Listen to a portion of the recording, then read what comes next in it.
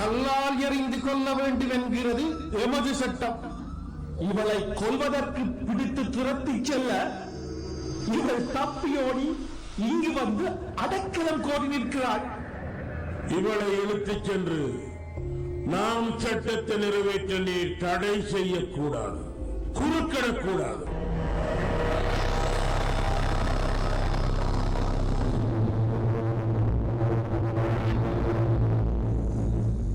இயேசுவே, விபச்சாரத்தில் கையும் மெய்யுமாக பிடித்த இவளை கல்லால் எறிந்து கொள்ள சட்டம் பணிக்கிறது.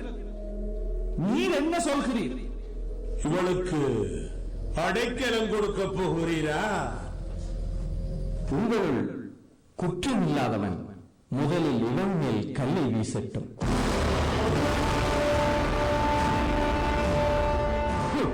நான் கேட்பது ஒன்று, உம்முடைய பதிலோ வேறொன்று. நமது அந்தரங்க வாழ்வு பற்றியது அல்ல இப்போதைய விவாதம். பாவியாகிய இவள் தண்டிக்கப்பட வேண்டுமா இல்லையா என்பதுதான் கேள்வி.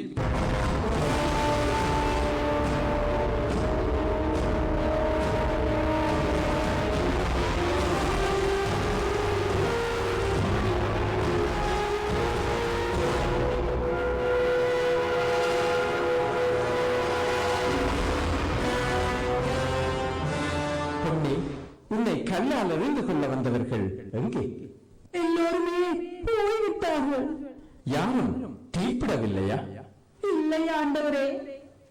நானும் உன்னை தீர்ப்பிட மாட்டேன்.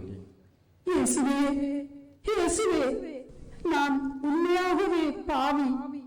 நான் செய்த துரோகங்கள் பழையவைகளை எண்ணி புலம்பி குழம்புவதால் பயனில்லை. நீ வரப்போவதை எண்ணு.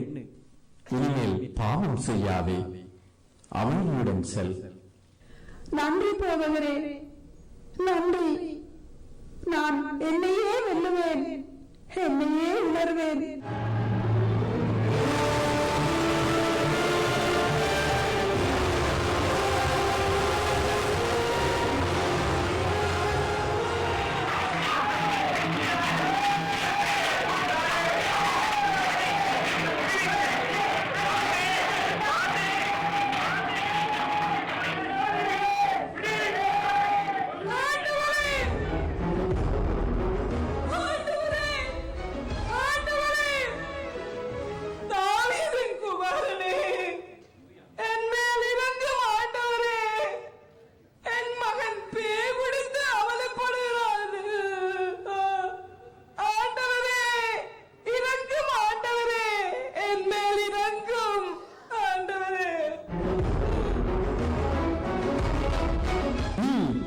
எமது குலத்தவனில்லையே, பிள்ளைகளின் நகை பிறருக்கு அளிக்கலாமா?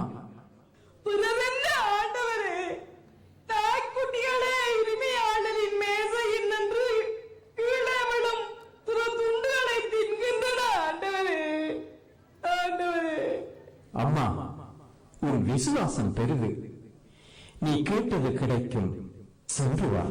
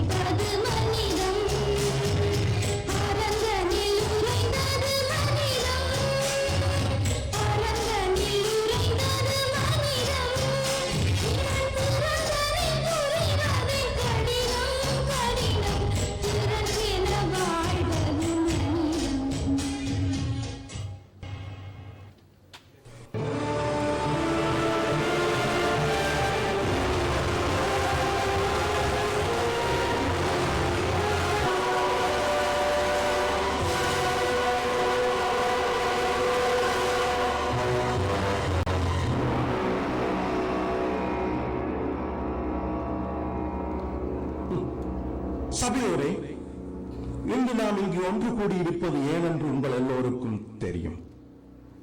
இந்நிகழ்வு எவ்வளவு முக்கியம் என்றால், இதில் கலந்து கொள்ள எனது மாமனார் அன்னாசும் வந்துள்ளார். நமது இனத்தின் பலவீனங்கள் பற்றி நமக்கு தெரியும், ரோமை பேரரசுக்கும் தெரியும். நமக்குள் மலிந்து காணப்படும் போட்டி, பொறாமை, குழுமனப்பான்மை, சதிமுயற்சிகள், காட்டிக் கொடுத்தல், இவைகளாலேதான் அந்நியர்கள் லேசாக நம்மை ஆள முடிகிறது. துன்ப வரலாற்றுடன் இணைக்கப்பட்ட உணர்ச்சிகள் மட்டும் எம்மை பலம் வாய்ந்த ஒரு இனமாக மாற்றிவிட முடியாது. ஒற்றுமையே பலம். ஒன்றிணைந்து செயற்பட வேண்டிய கட்டம் இப்போது வந்துள்ளது.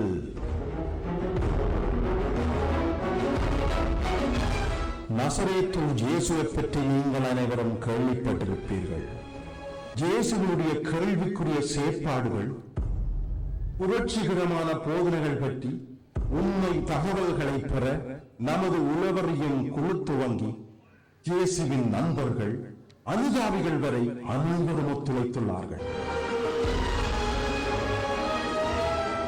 சென்ற 3 ஆண்டுகளாக இயேசுவின் பெயர் நமது உளவறிவோர் அறிக்கைகளில் அடிக்கடி முன்பந்தியில் இடம்பெற்றிருந்தது குறிப்பிடத்தக்கது.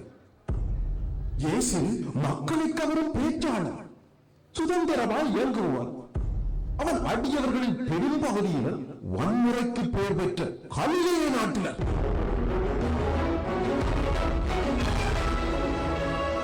ஓய்வு நாள் பற்றிய இயேசுவின் கருத்துக்கள் புரட்சிகரமானவை.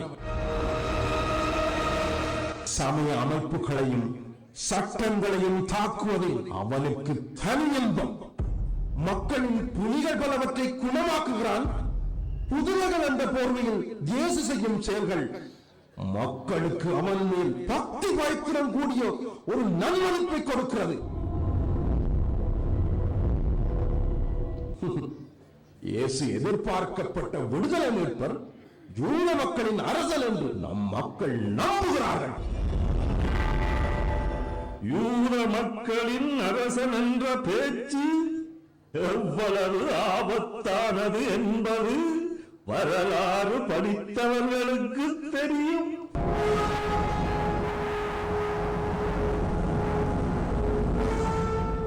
எமக்கும் ரோமை பேரரசுக்கும் தற்சமயம் நல்லுறவு நிலவுகிறது. இவ்வுறவை கட்டியெழுப்ப பல ஆண்டுகள் சென்றன என்பதை நீங்கள் அறிவீர்கள். இயேசுவின் செல்வாக்கினால் சிதைக்கப்பட போகிறது என்பது உறுதி. இயேசுவை பற்றி பல தகவல்களை அறிந்தவர்களில் நானும் ஒருவன். ஒருமுறை இயேசு பெரும் திரளான மக்களுக்கு உணவு கொடுத்து பசி போக்கினார். பின் அவர்கள் இயேசுவை அரசனாக்க முயற்சி செய்தார்கள். இயேசு அதை விரும்பவில்லை. காலம் என்ற கருவியறிந்து செயற்படும் அறிவுரை என்ற உணவு. அரசியலில் நேரம் காலம் முக்கியம். அது இயேசுவுக்கு தெரியும். நம்முடைய தலைவர்கள் இயேசுவுடன் நேரடியாக மோதியும் அவனுடன் வாதிட முடியாது. பலரும் அறிந்ததுதானே. ஆக இயேசு பற்றிய ஒருமுகப்பட்ட கருத்து நமக்குள் இல்லை. இத்தகைய கருத்து வேறுபாடுகள் தான் நம் இனத்தின் சாபக்கேடு. நமது சட்டநூல் இப்படி கூறுகிறது: இறைவனுக்கு பணிபுரியும் குருவை அல்லது நீதிபதியை எவன் ஒருவன் பணிய மறுக்கின்றானோ அவன் இறக்க வேண்டும். அவனுக்கு அளிக்கப்படும் தண்டனை பற்றி எல்லோரும் அறிந்து பயப்பட வேண்டும். அதாவது பெரிய குரு தன் கடமையின் பெயரில் இடும் ஆணையை அவமதிக்கிறவன் எவனும் மரண தண்டனைக்குரியவன். இதை பற்றி இரண்டாம் கருத்து இருக்க முடியாது. இந்த பின்னணியில் இயேசுவை பற்றி நாம் இனிமேலும் விவாதிக்க விருப்பமில்லை என்றால் நாம் எடுக்கக்கூடிய ஒரே ஒரு தீர்ப்பு, அவன் கொல்லப்பட வேண்டும். சட்ட ரீதியாக அவனை ஒழித்துவிட உரிய நடவடிக்கைகளை நாம் மேற்கொள்ள வேண்டும்.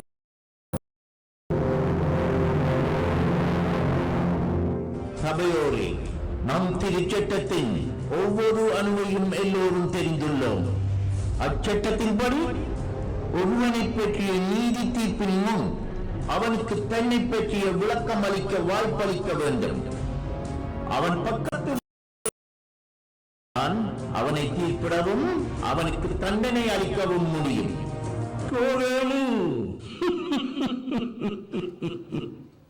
உமது புறப்பிடம் கலிலேயாவோ? திருமண நூலை படித்து பாரும்.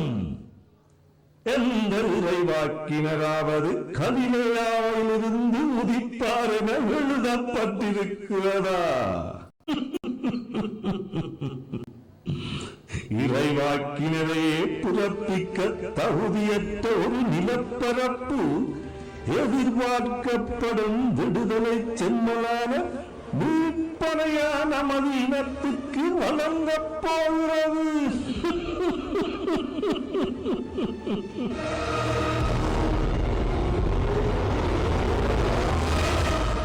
சபையோரே, நாம் ஏகமனதாக எந்த தீர்மானத்தையும் எடுக்க முடியாத நிலையில் உள்ளோம் என்றது புரிகிறது. கருத்து வேறுபாடுகள் நிலவுவது ஒரு சமூகத்துக்கு ஆரோக்கியமானதுதான். சமய சமூக வாழ்க்கையில் குழப்பத்தை இயேசு ஏற்படுத்துகிறான் என்பதில் நமக்குள் உடன்பாடு இருந்தாலும், இயேசுவினால் ஏற்பட்ட சவாலுக்கு முகம் கொடுப்பதற்குரிய வழிவகைகளை தீர்மானிப்பதில் நமக்குள் கருத்து வேறுபாடுகள் நிறையவே உள்ளன. குடிமொழி போகவில்லை, பொறுத்திருந்து செயற்படுவோம்.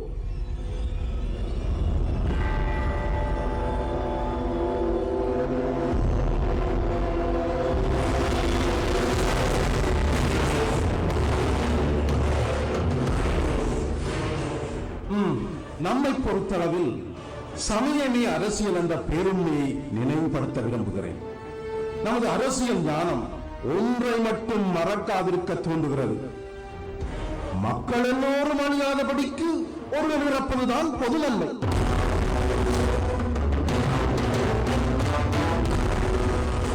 இந்நிகழ்ச்சியில் கலந்து கொண்ட உங்கள் அனைவருக்கும் நன்றி கூறுகிறேன். இயேசுவின் செயற்பாடுகளை இன்னும் உன்னிப்பாக கவனிக்க நமது உளவு பிரிவு துரிதமாக இயங்கும். இயேசுவை பற்றிய தீர்க்கமான முடிவொன்று எடுக்க நாம் வெகு விரைவில் நிர்பந்திக்கப்படலாம் என எனது உள்ளுணர்வு கூறுகிறது. அதுவரை பொறுத்திருப்போம்.